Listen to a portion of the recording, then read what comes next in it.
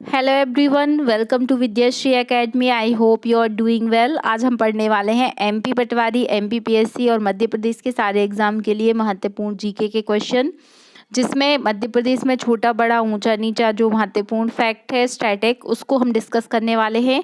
थोड़ा हम फास्टली पढ़ेंगे क्योंकि बहुत सारे फैक्ट हमको डिस्कस करने हैं। चलिए स्टार्ट करते हैं। एशिया का सबसे बड़ा पनीर निर्माण संयंत्र कहाँ पर स्थापित किया जा रहा है? वो है खजुराहो में। खजुराहो को क्या कहा जाता है? तो ये मध्य प्रदेश का शिल्प कला का तीर्थ माना जाता है।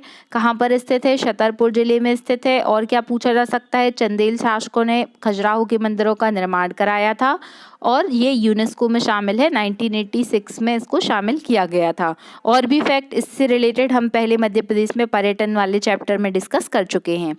मध्य प्रदेश की सबसे ऊंचा स्थान कौन सा है? ये एमपीपीएससी का तो फेवरेट क्वेश्चन है, इसको बिल्कुल मार्क कीजिएगा।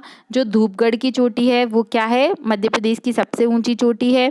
ये कहाँ पर स्थित है और इसकी जो लंबाई है वो आपको कमेंट बॉक्स में लिखकर बताना, हाइट इसकी बताना है।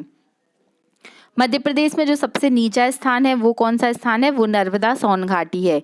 तो अगर आप मध्य प्रदेश पढ़ रहे हैं तो मेरे हिसाब से आपको पहले मध्य प्रदेश का मैप पता होना चाहिए कि किस तरीके से मध्य प्रदेश में मैप बनता है, क्योंकि आप कुछ भी रट नहीं सकते। ये लोकेशन वाइज यदि आप एक बार मैप बना लेंगे तो आपको बहुत सारी चीज़ें याद हो जाएंगी। ये मैं रफ मैप ड्रॉ कर रही हूँ।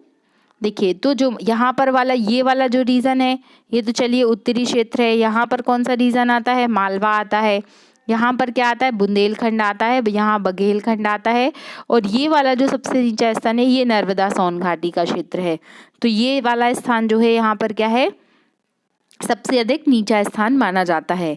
मध्य प्रदेश की सबसे लंबी नदी कौन सी नदी है? इसके पहले भी हमने डिस्कस किया था, नर्मदा। नर्मदा नदी है। नर्मदा नदी से रिलेटेड क्या क्या फैक्ट पूछे जा सकते हैं? सबसे पहले तो आपको पता होना चाहिए कि उद्गम कहाँ से होता है। तो उद्गम होता है अमरकंटक से। फिर जो इसकी लंबाई है वो कितनी है? 13-12 किलोमीटर है। लेकिन अगर मध्य प्रदेश में पूछा जाएगा तो इसकी लंबाई होगी 1077 किलोमीटर। 42 इसकी सहायक नदियां हैं। और पूछा जा सकता है आपसे कि नदियों का मायका के नाम से भी मध्य प्रदेश को जाना जाता है। मध्य प्रदेश में सबसे लंबा पुल जो है वो कहाँ पर है? तवा नदी पर है। तवा नदी, ये याद रखिएगा, होशंगाबाद जो है ना वो तवा नदी के किनारे है। और जो होशंगाबाद का नाम बदल के क्या कर दिया गया है? तो नर्मदापुरम कर दिया गया है। ये प्रश्न भी आपसे पूछा जा सकता है। नेक्स्ट क्वेश्चन है कि मध्य प्रदेश से गुजरने वाला सबसे लंबा राष्ट्रीय राजमार्ग कौन सा है? तो वो NH3 है। अभी ये चेंज भी हुए हैं, तो आप जो चेंजेस हुए हैं उनका जो अपडेटेड वर्जन है उसको याद कर लीजिएगा। ये मैं सेपरेट लेक्चर लाके आपको बता दूंगी। नेक्स्ट क्वेश्चन है कि सबसे कौन सा स्थान है जो सबसे गर्म है? तो ये गंजबासौदा, जो लास्ट रिकॉर्ड था वो गंजबासौदा का था। अभी ये आपको चेक करना पड़ेगा कि अपडेटेड अभी कौन सा है। मध्य प्रदेश का सबसे ठंडा स्थान तो वो शिवपुरी है। शिवपुरी को किस नाम से जाना जाता है? शिवपुरी को प्रथम पर्यटन नगरी के नाम से भी जाना जाता है। मध्य प्रदेश में सबसे अधिक वर्षा वाला स्थान कौन सा है? तो जो पचमढ़ी है, यहाँ पर बहुत अधिक वर्षा होती है। और न्यूनतम वर्षा के लिए कौन सा क्षेत्र फेमस है? तो वो है भिंड। सबसे बड़ा नेशनल पार्क कौन सा है? तो कान्हा-किसली नेशनल पार्क है, जो कहाँ पर स्थित है? मंडला में स्थित है। इसकी स्थापना कब हुई थी? 1955 में हुई थी। तो ये भी आपको याद रखना है। फिर सबसे छोटा राष्ट्रीय उद्यान कौन सा है? तो वो फॉसिल नेशनल पार्क है। सबसे बड़ी जो मध्य प्रदेश की सबसे बड़ी मस्जिद कौन सी है? तो वो है ताजुल मस्जिद, जो कहाँ पर स्थित है? भोपाल में स्थित है। सबसे बड़ा जो जंक्शन है वो जंक्शन है इटारसी जंक्शन। लेकिन यहाँ प्रश्न पूछा जा सकता है कि मध्य प्रदेश का एक स्टेशन है जिसका जो नाम पहले था वो था हबीबगंज स्टेशन। आप कभी भी भोपाल गए हैं तो आपने देखा होगा ये स्टेशन। जो ये हबीबगंज स्टेशन था ये इसलिए चर्चा में था क्योंकि पहला प्राइवेट ग्रुप के द्वारा, जो बंसल ग्रुप है उसके द्वारा इसका निर्माण कार्य पूरा कंप्लीट किया गया था। लेकिन अभी इसका नाम बदल दिया गया है। वो किसके नाम पर रखा गया है? तो रानी कमलापति जी के नाम पर इसका नाम बदल गया है। ये गौड़ शासिका थी। तो ये प्रश्न आपके पटवारी के एग्जाम में आने की काफ़ी संभावनाएं हैं। मध्य प्रदेश में सबसे बड़ी गणपति जी की प्रतिमा कहाँ पर स्थित है? तो ये इंदौर में है, जो बड़ा गणपति जी के नाम से फेमस है। कोयला परत की सबसे मोटी परत कोयले की कहाँ पर है, तो वो है सिंगरौली जिले में। सिंगरौली को क्या कहा जाता है, सिंगरौली को भारत की ऊर्जा राजधानी के नाम से जाना जाता है, तो इसको आपको याद रखना है। भौतिक विभाग, अगर भौतिक विभाजन की दृष्टि से देखें तो जो मालवा क्षेत्र है ये सबसे बड़ा भाग है और इसका जो क्षेत्रफल है लगभग 28% एरिया को ये क्या करता है, कवर करता है। सबसे बड़ा कोयला भंडार क्षेत्र कौन सा है, तो वो सुहागपुर है। मध्य प्रदेश का सबसे बड़ा शिवलिंग भोजपुर में स्थित है, याद रखिएगा। सबसे ज़्यादा गेहूं उत्पादक क्षेत्र कौन सा है, तो वो मालवा का क्षेत्र है, इसीलिए मालवा के क्षेत्र को क्या कहा जाता है, गेहूं की डलिया भी कहा जाता है। ये प्रश्न आपसे पूछा जा सकता है। और मालवा की बात आई है तो मालवा की जलवायु को विश्व की सबसे सर्वश्रेष्ठ जलवायु किसने बताया था, तो ये फाहियान ने बताया था। फाहियान किसके दरबार में आया था, मतलब किसके शासनकाल में था, ये भी आपको कमेंट बॉक्स में लिखकर बताना है। देखिए ये बहुत ही फैक्चुअल और बहुत ही सरल पॉइंट हैं, लेकिन यही क्वेश्चन पूछे जाते हैं और कभी कभी इजी क्वेश्चन ही गलत हो जाते हैं, इसलिए आप इसको 1 से 2 बार देखिएगा तो ये फैक्ट आपको याद हो जाएंगे। सबसे ज़्यादा प्रचार प्रसार करने वाला समाचार पत्र कौन सा था, सबसे ज़्यादा प्रचार करने वाला समाचार पत्र मतलब जो सबसे अधिक मतलब ऐसे डेली घरों में आता है वो दैनिक भास्कर है।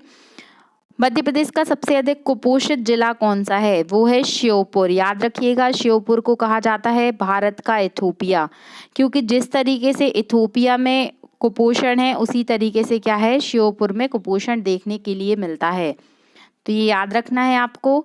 और अगर कुपोषण की बात आई है तो मध्य प्रदेश की 3 पिछड़ी जनजातियां हैं, क्या आप उनके बारे में बता सकते हैं, उनके कौन कौन से नाम हैं, अगर आपको पता है तो कमेंट बॉक्स में लिखकर बताइएगा।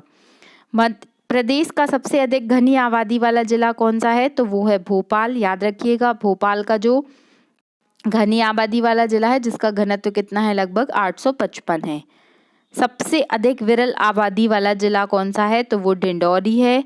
सबसे अधिक सघन आबादी वाला संभाग कौन सा है, संभाग पूछा, याद रखिएगा, कंफ्यूजन में मत रहिएगा, अगर संभाग पूछा जाएगा तो आंसर इंदौर होगा। क्षेत्रफल की दृष्टि से सबसे बड़ा जिला कौन सा है, तो वो छिंदवाड़ा है। और छिंदवाड़ा किस लिए फेमस है, तो एक तो यहाँ पर मक्का का उत्पादन अधिक होता है, और दूसरी बात की जाए कि कमलनाथ जी का संबंध यहीं से है, और तीसरा अगर क्वेश्चन है तो अभी छिंदवाड़ा के जो संतरे हैं उसको एक जिला एक उत्पाद के तहत शामिल किया गया है। सबसे छोटा क्षेत्रफल की दृष्टि से अगर देखा जाए तो जिला कौन सा है, तो वो दतिया है। और क्षेत्रफल में अगर बड़ा संभाग देखा जाए तो आंसर होगा जबलपुर।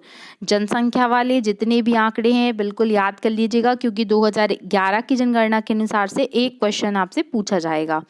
अब मध्य प्रदेश में सबसे छोटा ऊंचा नीचे की बात करते हैं। क्षेत्रफल की दृष्टि से सबसे छोटा संभाग कौन सा है, संभाग है होशंगाबाद, जिसका नाम बदल के अब क्या कर दिया गया है, नर्मदापुरम कर दिया गया है, तो ये याद रखिएगा। फिर पन्ना जिले की अजयगढ़ तहसील जो है ये छोटी तहसील है, लेकिन जब निवाड़ी बन गई तो ये चेंज हुआ है, अब निवाड़ी ही मानी जाएगी। सर्वाधिक जनसंख्या वृद्धि वाला जिला कौन सा है, वो इंदौर है। मध्य प्रदेश की जनसंख्या की दृष्टि से जो सबसे बड़ा जिला है वो इंदौर है, तो ये याद रखिएगा आप। फिर न्यूनतम जनसंख्या वाला जिला जो है वो अनूपपुर है। मध्य प्रदेश की जनसंख्या की दृष्टि से सबसे छोटा जिला हरदा है, लेकिन अभी जो चेंजेस हुए हैं, निवाड़ी चूँकि कौन सा 52वां बना है जिला, तो इसको याद रखिएगा, और ये सबसे छोटा जिला अब निवाड़ी माना जाएगा। जनसंख्या की दृष्टि से सबसे जो बड़ी तहसील है वो कौन सी है, इंदौर। देखिए यहाँ पर तहसील के पूछा गया है तहसील के बारे में, तो वो भी इंदौर होगी। जनसंख्या की दृष्टि से सर्वाधिक नगरीय जनसंख्या, सबसे अधिक नगरीय जनसंख्या कहाँ की है, इंदौर की है, और अगर ग्रामीण पूछा जाए तो वो रीवा की है। मध्य प्रदेश का शाब्दिक लिंगानुपात वाला जिला सर्वाधिक होगा, यहाँ पर सर्वाधिक लिंगानुपात वाला जिला कौन सा है, बालाघाट है, तो याद रखिएगा। सबसे कम लिंगानुपात कहाँ का है, भिंड का है। क्या आप बता सकते हैं कि जो बालाघाट का लिंगानुपात कितना है, तो ये तो मैंने ही आपको बता दिया, लेकिन आप इसके बाद जो फर्स्ट सेकंड थर्ड अगर आपसे पूछा जाए कि पहला, दूसरा, तीसरा, चौथा, क्योंकि एमपीपीएससी मेंस में ऐसे क्वेश्चन पूछे जा चुके हैं। 5 तक पूछा गया कि 5 सर्वाधिक शिक्षित जिलों के नाम आपको बताना है। ये क्वेश्चन 3 मार्कर में आ चुका है, तो आपको जनगणना के आंकड़े प्रीलिम्स और मेंस दोनों के अकॉर्डिंग पढ़ने पड़ेंगे। मध्य प्रदेश का जो चंबल संभाग है वहाँ पर क्या है, न्यूनतम लिंगानुपात है, क्योंकि आप जानते हैं कि जो भिंड मुरैना वाला क्षेत्र है वहाँ पर काफ़ी कम लिंगानुपात पाया जाता है। सबसे बड़ा नगर की बात की जाए तो जिसे मिनी बॉम्बे के नाम से जाना जाता है, इंदौर। सबसे छोटा वनवृत्त जो शाजापुर है, शाजापुर में सबसे छोटा वनवृत्त है। और अगर सबसे बड़ा पूछा जाए तो जिसके खंड खंड हो सकते हैं वो है खंडवा।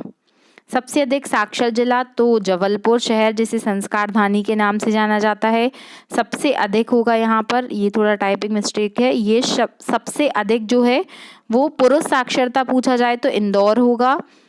और अगर न्यूनतम पुरुष और महिला, अगर देखिए अलीराजपुर आप तो याद कर लीजिए, चाहे वो पुरुष पूछे या महिला पूछे या ओवरऑल पूछे, सबसे कम साक्षरता जो है वो अलीराजपुर में है।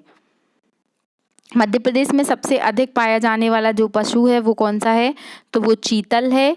और न्यूनतम सिंचाई वाला जिला जो है वो डिंडौरी है।